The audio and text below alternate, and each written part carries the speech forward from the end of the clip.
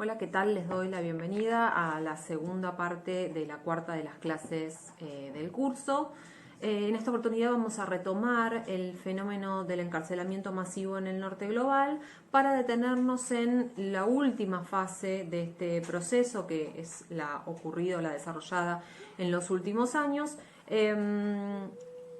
el marco de la cual se produjo por primera vez, tras 3 décadas de crecimiento, en algunas ocasiones exponencial, de las cifras de población prisonizada, se produjo por primera vez un amesetamiento y una progresiva reducción del fenómeno del encarcelamiento. Para eso, para poder analizar este particular momento y esta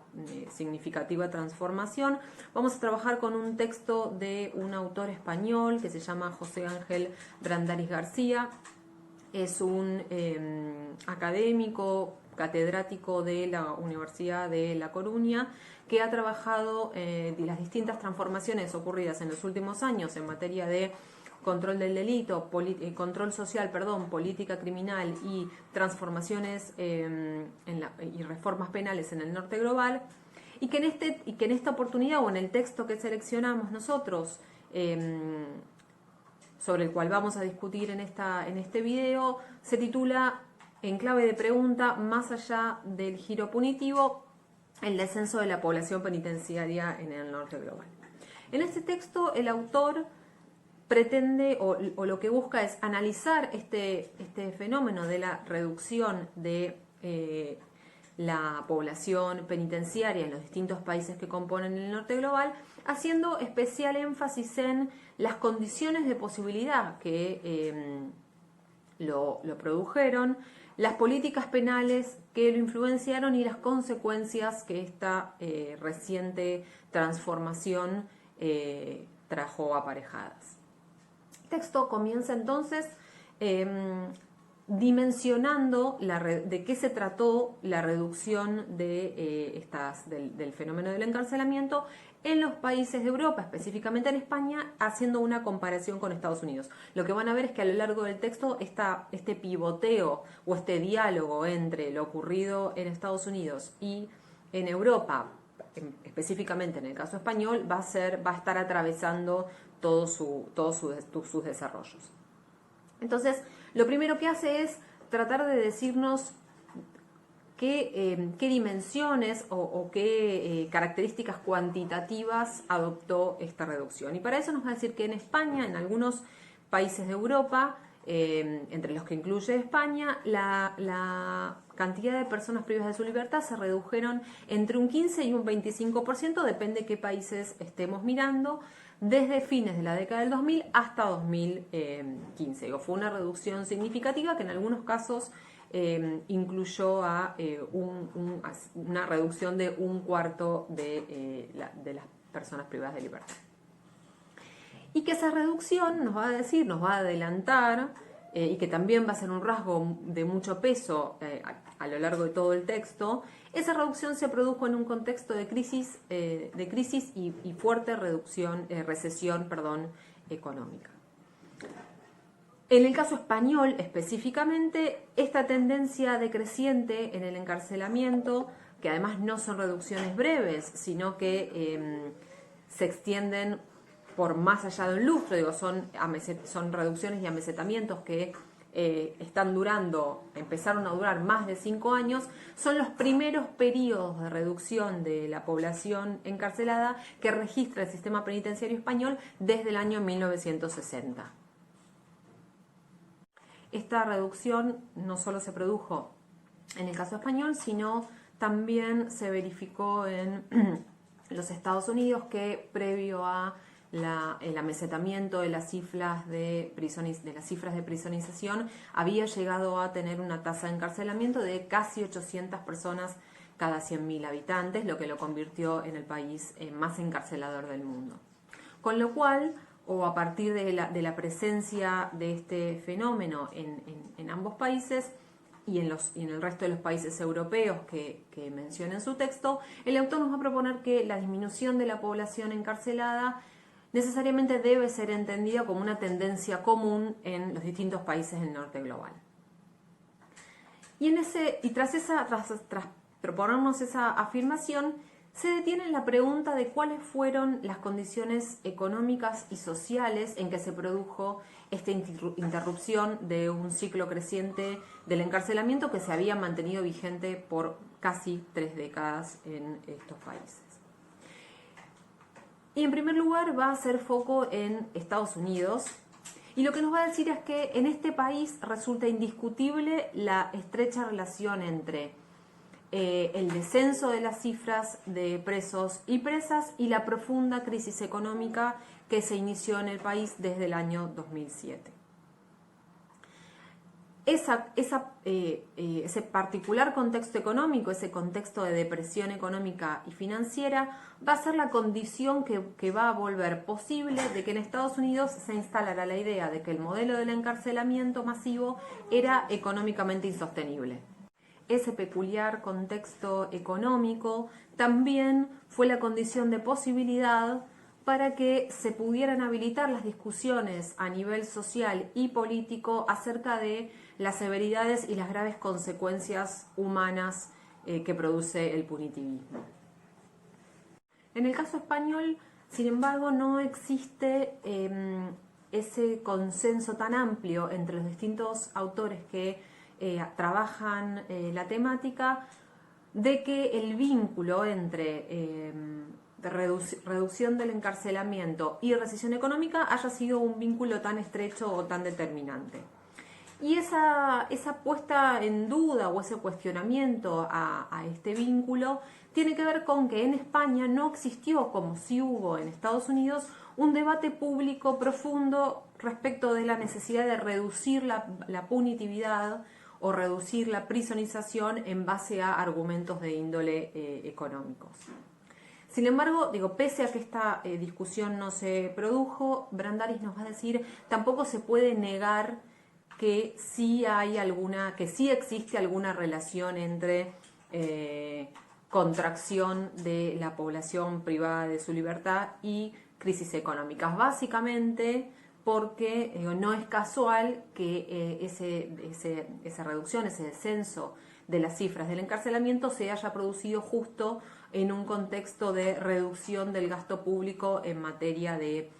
seguridad. Después de caracterizar el contexto económico y de trazar algún vínculo entre reducción de la población privada de su libertad y los contextos de recesión económica en estos dos países, identificando distintas intensidades en ese vínculo, el autor nos va a proponer o nos va a instalar la pregunta de qué era lo que estaba sucediendo en simultáneo con el fenómeno delictivo, es decir, cómo se estaba comportando el delito para la misma época. En Estados Unidos, nos va a decir, se encontraba en una franca reducción. Entre 1991 y 2015 los delitos violentos se redujeron en un 50%, y no obstante esa tendencia decreciente del fenómeno delictivo se verificaba aún de forma previa al comienzo de la era del encarcelamiento masivo, como ya lo vimos con el texto del primer segmento de la clase. Lo que nos va a decir es, sin embargo, otra vez, nuevamente, a diferencia de lo que ocurrió en Estados Unidos, no estaba sucediendo lo mismo en el contexto español. En España no existía esa tendencia decreciente constante del fenómeno delictivo, sino que el descenso de los delitos se produjo a fines del 2000 en simultáneo con el estallido de la crisis económica española. El autor entonces nos va a estar proponiendo que estos dos países presentaban realidades bastante distintas respecto del comportamiento delictivo y sin embargo presentaron características muy similares respecto de la reducción del encarcelamiento. Lo que nos va a estar señalando, o el objetivo de este argumento, va a ser mostrarnos que no existe una relación tan determinante entre el delito y el encarcelamiento. con esta afirmación lo que va a quedar de manifiesto es que aquello que sucede en materia de encarcelamiento o en materia de control penal y criminalización no tiene o no es una respuesta inmediata a aquello que sucede en el marco de el fenómeno criminal o la comisión de delitos, sino que esa relación entre prisonización y criminalidad es una relación que está fuertemente atravesada, fuertemente mediada por un conjunto de representaciones sociales y culturales a propósito de la criminalidad de su castigo, que dicho de otra forma apunta a cuáles son el conjunto de percepciones e ideas que circulan en el nivel de la sociedad a propósito de la criminalidad y el uso de la prisión. Entonces, lo que sí va a ser un factor clave, lo que sí va a impactar de forma determinante en el descenso de las cifras penitenciarias, va a ser entonces una contracción en el miedo social al delito, denominado por distintos autores actuales como inseguridad subjetiva. Es decir, que lo que sí fue decisivo en esa reducción fue una relativización o un menor protagonismo de el pánico y los temores de la ciudadanía a ser víctimas del delito. De esta forma, cita el autor distintas investigaciones realizadas por cientistas sociales en los distintos países del norte global, que evidencian que las distintas crisis económicas han producido en los últimos años que las personas relativicen este temor a la inseguridad y que empiecen a priorizar otras preocupaciones sociales en estos contextos de recesiones económicas, como preocupaciones por los índices de desempleo, por la situación económica, por la deuda pública, por la inmigración. En este sentido, lo que existe es un corrimiento de lugar o un corrimiento del protagonismo de los distintos temores y las distintas percepciones sociales y preocupaciones ante los distintos problemas que atraviesan. Esta mutación entonces en las preocupaciones de la sociedad brindó entonces el terreno fértil para que se introdujeran nuevas racionalidades, nuevas prácticas y nuevos discursos en torno del delito y el castigo. En paralelo, este proceso de reducción del uso de la prisión y reducción del encarcelamiento, además de tener este fuerte componente subjetivo en el nivel de la percepción de la sociedad, también estuvo acompañado por distintas reformas legales y administrativas. En el caso de Estados Unidos, se puede mencionar la intervención sobre la cual ya brevemente adelantamos algo en el video anterior, la intervención de los distintos tribunales federales, sobre todo o especialmente en el caso de las prisiones de California como uno de los casos más significativos, y esa intervención de la justicia federal produjo o limitó y redujo el fenómeno de la privación de la libertad en este estado a partir de uno de los casos más resonantes, que fue el fallo judicial conocido como Brown versus Plata. Pero además, también los distintos gobiernos estatales tomaron distintas iniciativas fijando capacidades máximas de alojamiento, promoviendo el uso de penas alternativas y en algunas ocasiones hasta clausurando prisiones. En paralelo, se produjo otra modificación legal que fue el